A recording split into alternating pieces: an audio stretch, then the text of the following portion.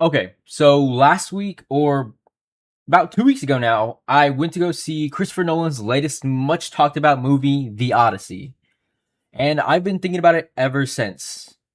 There's been a lot of discussion around the movie, and I have plenty to say. But first, my immediate reaction as soon as the credits rolled was I have never seen that many people on their phones during a movie in my life. No exaggeration. This guy's messenger was going off right next to me. There was a whole row of teenagers in the breakneck seats intermittently checking their phones, visible for the entire theater, I'm sure. And plenty of other people checking their really bright phones throughout the dark movie. But none as obnoxious and distracting as the guy directly in front of us who could not help but mindlessly scroll Facebook and message people, even to no reply during the most climactic parts of the movie, visible enough for anyone behind him to read easily. I mean, I did my best to block it out visually, like with the popcorn bag or my leg, but eventually I just had to accept it and take it part of the audience experience for that movie. Now, it's not like I'm hating on anyone or acting like I'm above it, because even earlier that very same day, I had done nothing myself but lie in bed and choose to deliberately brain rot. It was not just for a bit, right? I mean, but then that bit became a little bit of time, 1 hour, and then that hour became any longer than I would even proudly admit. But it's not like I indulge in scrolling that often, right?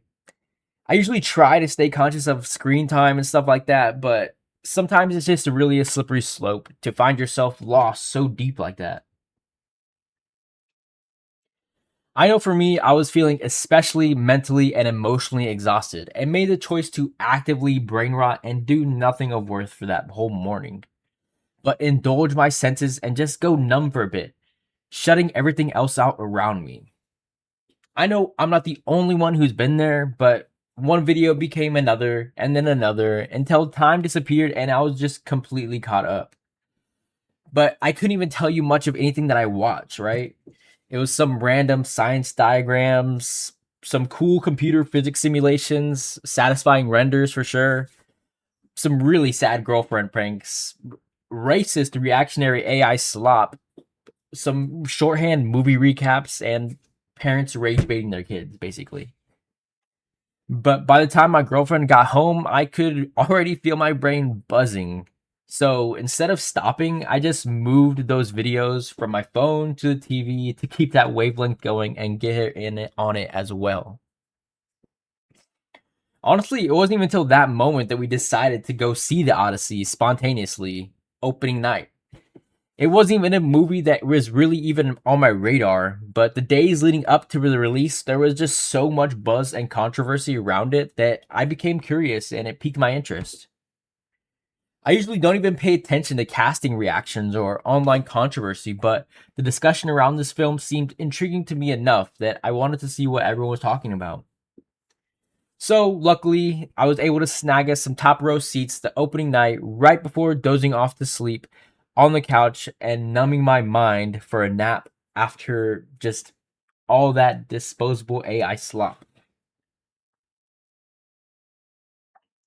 Getting into this moderate. Hold on, let me just space everything out a little bit more.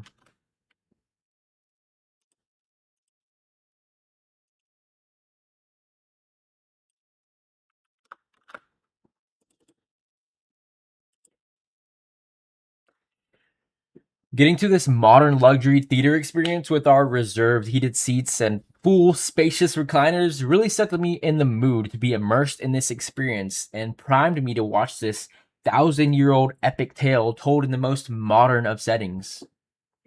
It felt like a complete juxtaposition, sitting there in the packed theater to see such an ancient story that has held up through so much of time to be told, after just sitting there watching mindless, vapid slop content for much of my own day. The film itself was complete opposite of brain rot. Nolan's practical style filmmaking made me feel everything that was so real, tangible, and gritty. To be set in a world completely void of any artificial light, only lit by fire to see within the night, And within that very pitch black darkness, many would say it was too dark. You couldn't see anything. But yeah, that was the point. There was a time before any artificial lighting. When it's dark inside of a cave, it's pitch black. You cannot see anything because you're inside the cave, only to have your sound senses to guide you through. And I thought that was a really cool touch. In that moment, I really did get an appreciation for Christopher Nolan's insistence on a theater experience, as a surrounding sound was the only thing you could really rely on in such darkness. But still, in the pitch black of the cave is whenever the artificial light of the theater was most present and distracting, as those that cannot sit through a second of light deprivation without reaching for the light within their own pocket. And since that release, there's been a lot of conversation around the movie from conservatives and purists who seem to think that the movie has that who seem to believe that a modern retelling has to stay completely faithful to the original work. I, for one, can appreciate the adaptability of stories for different audiences. So honestly, seeing Travis Scott as the first person on screen pulled me in immediately. I was a bit thrown off, I'm not gonna lie, at first, but I get it. It works. Him as this kind of orator figure who recites the story as it was told, and that honestly really works for the way that modern audiences see him today. That instantly set the tone for the kind of adaptation that this was gonna be, and I was completely all in. Every time a another recognizable actor showed up, it did pull me out of reality. It did pull me back into reality a bit out of the movie, but that just became part of the fun. Almost like watching a huge stage play where you know the performers, but not necessarily the characters that they're inhabiting. The modern dialogue really didn't bother me either, and I was actually kind of surprised that it became such a point of contention for a lot of people because I really didn't even notice anything like that.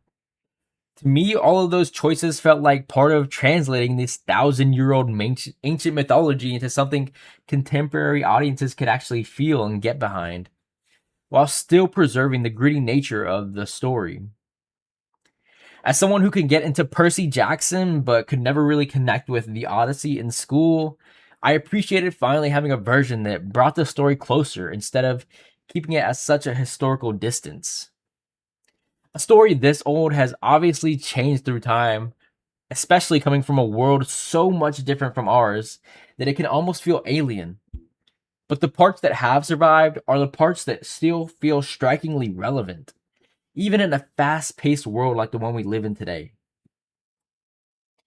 That was when I started recognizing parts of myself and my own day inside the mythology. I had willingly consumed slop from a feed like a pig.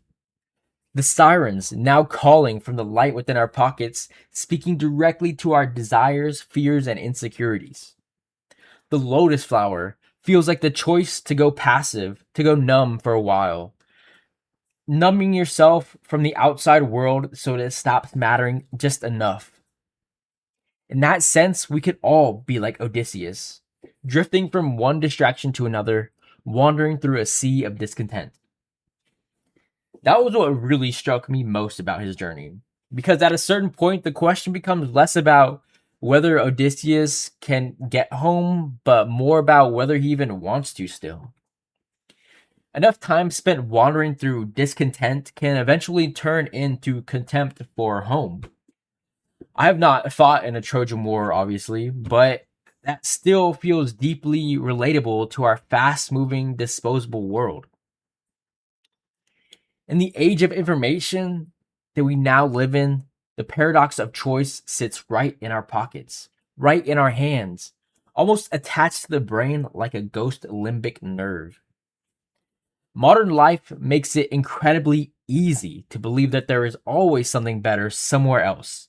Another lifestyle, another relationship, another body, another place, another political reality that exists that's better than our own. Another version of the world that is just not true. That dis- that dissatisfaction is not always bad. Sometimes it can push people to grow, explore, or even change what is not working. But discontent can eventually turn into contempt, where the life already in front of us can start to feel small and insignificant. Home can look ordinary, responsibilities will start to feel restrictive, and reality struggles to compete with every possibility glowing through a screen. The algorithm did not create this feeling within us. It has always been there, but the algorithm does know just how to keep us coming back for one more hit. There is always one more person to compare yourself, one more life that looks grand, and one more sense of escape whenever the present starts to feel too quiet or too ordinary. That is what makes me think of the lotus flower in this story. It does not have to completely ruin your life or pull you away forever. Sometimes it just makes forgetting feel good, enough that you stop thinking about where you were trying to go in the first place, what you were trying to do, or who you were trying to become. And maybe that is why I am less concerned with every detail of the modern retelling to look exactly the way someone thinks it should. The world around the story has changed completely. Completely. But the things inside of it have not disappeared. We still live surrounded by temptation. Only now much of it is designed around us to pull us in. We still feel a duty to make something of ourselves, struggle to believe in an uncertain world, and wonder where we can safely place our trust. The setting has changed, but the human questions underneath it are still here. That is what feels lost when people dismiss this movie for not being true to the original work. They see diverse casting and modern dialogue and immediately assume that the ancient story has been replaced with woke ideologies. But a story does not survive thousands of years by remaining untouched. It survives by finding new ways to reach people living today in the modern world, while carrying forward the same very human questions that even made it matter in the first place. That is where I think the movie becomes a Trojan horse of its own. Someone might approach it expecting a modern sensibilities to corrupt the myth entirely, only to realize that the modern form of retelling this story is actually what is carrying this ancient myth directly into our present day. I don't think Nolan necessarily intended the movie itself to be this controversial Trojan horse type deal in the culture, but it did make me see this iconic figure in a different way. I had always understood the Trojan horse as this kind of brilliant strategy through media or literature, this clever way for them to win when force was just not enough. But here in the movie, though the victory is corrupted by the fact that they took advantage of trust and goodwill and human nature for deception to completely siege Troy.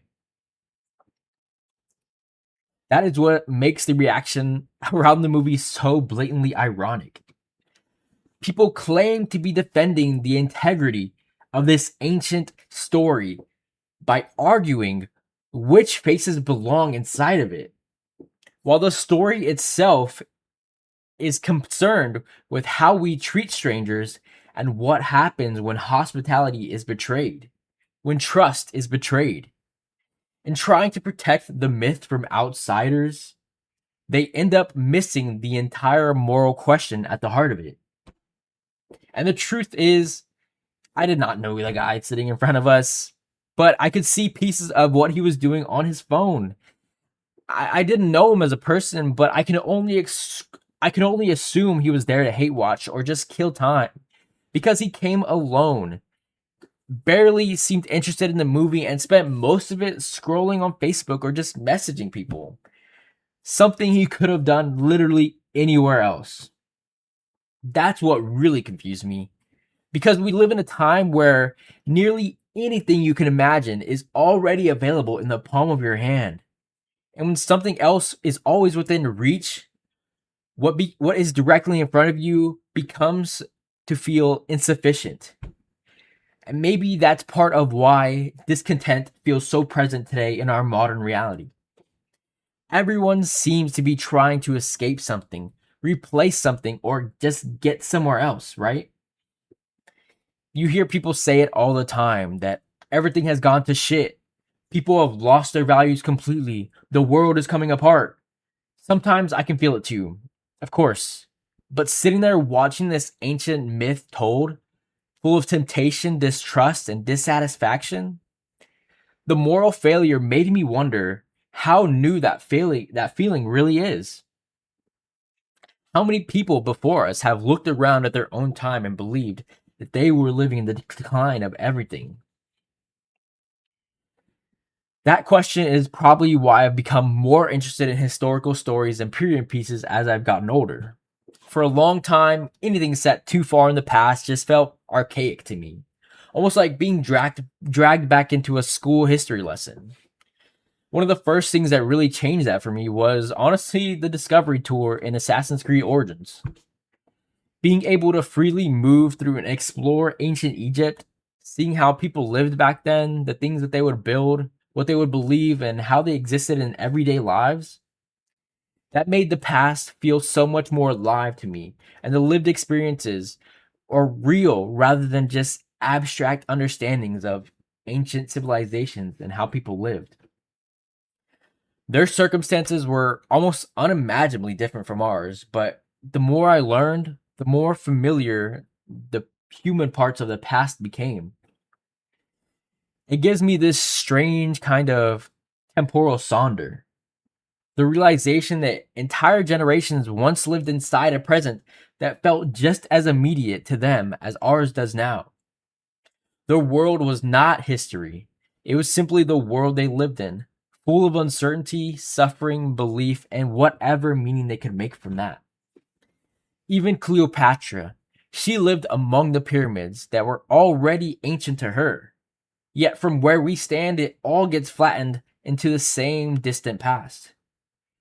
That is what makes modernity feel so strange, because every age feels like the present while you are inside of it, of course, until enough time passes and it just becomes someone else's history. The circumstances keep changing, but the things and the people that are trying to understand keep seeming to echo through time. I also think that's part of why vaporwave has always stayed with me too. It makes different eras feel as though they are haunting the same room. A marble statue can sit beneath the glow of an old computer screen. A dead mall can feel futuristic and new again. Some forgotten vision of tomorrow can survive long enough to become nostalgic. None of it belongs together, but somehow it works. The past does not disappear cleanly. It still lingers around in the images we keep, the sounds we hear, the buildings we build, interfaces, and the ideas that outlive the world that first gave them meaning. We keep moving forward in our lives, in our world, but never without dragging pieces of older present behind us. That is what the Odyssey left me thinking about when the credits began. After hours of firelight, open water, war, and temptation, Travis Scott suddenly came through the speakers with this digitally haunting track to end it all that stayed with me far after I left the theater and when I got home, just haunting me. The ancient world vanished, the theater lights came up, but there I was back in 2026 with the phone in my pocket and the feed just waiting for me to engage again. The story had ended, but the things inside of it that were felt had not. And maybe that's why the movie has stayed with me. Not because I think the Odyssey has some one single lesson that perfectly explains and encapsulates modern life. No. But and not even because I think people thousands of years ago were somehow more pure, wiser, or better than we are today in our society. Almost the opposite. Their world was so radically different from ours, so slow, so mundane, that it can feel alien. Yet the people inside these stories are still wrestling with things that feel painfully familiar. The appetite you feel, temptation bringing you in, dissatisfaction with the world around you, ambition to be something greater, and guilt that you cannot. The fear of losing yourself, and even how to find your way back to a place that you can rest from all of that. That is what myth and modernity means to me. It's a strange feeling being alive in 2026, surrounded by more information than ever thought possible. Temptation of easy simulations rests in our pockets, calling out for us daily. Among all the technology is the lingering question within us. If we can sift through it all to create a sense of comfort and home for ourselves in such times of uncertainty, what do you hold on to? Who do you trust? What do you believe? Even through thousands of years of this ancient old myth, so much of our world has changed from what it once was then. But still, today, we wrestle with those feelings and even find ourselves in a time of new, unimaginable struggles designed around our own human temptations. And that's what I thought about Christopher Nolan's The Odyssey.